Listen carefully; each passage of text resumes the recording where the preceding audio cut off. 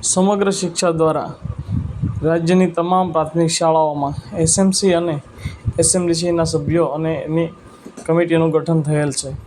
સમગ્ર વર્ષ દરમિયાન શાળાઓમાં બાળકોના વિકાસ માટે અને શાળાની ભૌતિક સુવિધાના વિકાસ માટે વિવિધ પ્રકારની ગ્રાન્ટ શાળાને સમગ્ર શિક્ષા દ્વારા પૂરી પાડવામાં આવતી હોય છે.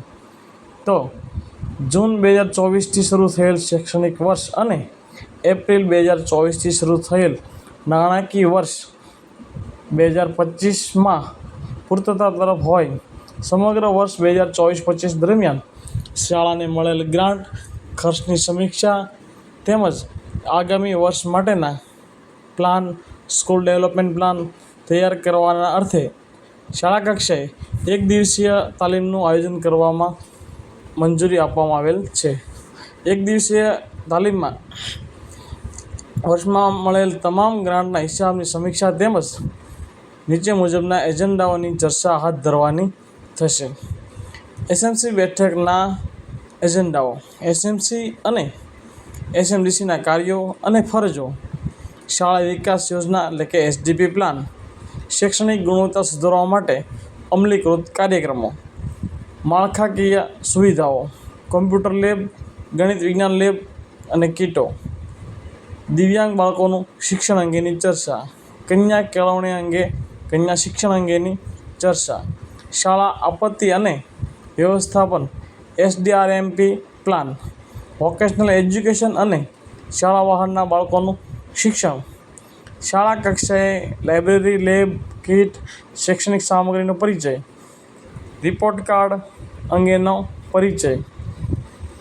શાળાએ મળતી વિવિધ શૈક્ષણિક સામગ્રીના ઉપયોગ અમલીકરણ અંગેની ચર્ચા.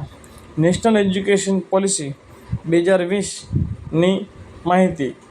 નિપુણ ભારત અંતર્ગત શાળાને મળેલ સાધન સામગ્રી અંગેની માહિતી.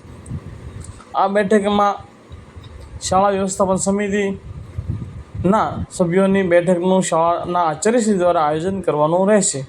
શાળાઓ દ્વારા થતા એસએમસી એસએમડીસી સભ્યોની સામેલગીરી તેમજ અન્ય શાળાઓને લગતી બાબતો અંગે માહિતગાર કરવાના રહેશે અને મિનિટ્સ બુક્સ નિભાવવાની રહેશે.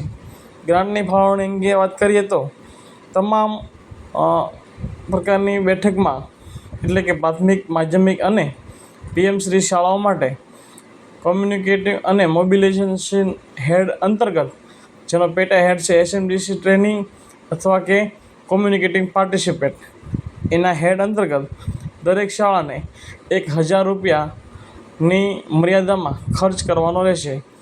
શાળા વ્યવસ્થાપન સમિતિ તથા શાળા સંચાલન વિકાસ સમિતિ એક દિવસીય બેઠકમાં ઉપસ્થિત રહેનાર માટે ચા નાસ્તા રિફ્રેશમેન્ટના ખર્ચ બાબતે આ ખર્ચ કરવાનો રહેશે. આ આપણી શાળા વ્યવસ્થાપન સમિતિની એજન્ડા.